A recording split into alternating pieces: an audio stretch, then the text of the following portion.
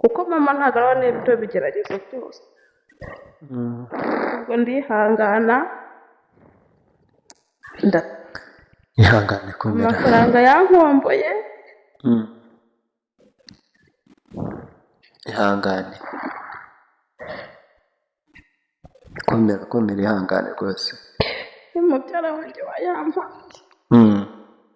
ubwo ndataha tugeze mu rugo dusanga nawe ari yakinze, maze ubwo n'ubundi ingufuri ndayica njya mu nzu nsanga nta n'ikintu cyo kurya namba kiri mu nzu. ndangije ndatuza ndijijisha mbwira mama nti nkaba yagiye ku muhanda guhaha. ubwo ndi kumwe na muramukazi wanjye.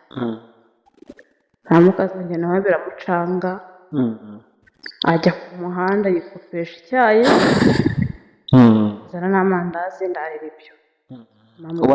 wabyaye narabyaye ntatashye nageze mu rugo warariye icyayi nanyweye icyayi n'amandazi gusa igikoma.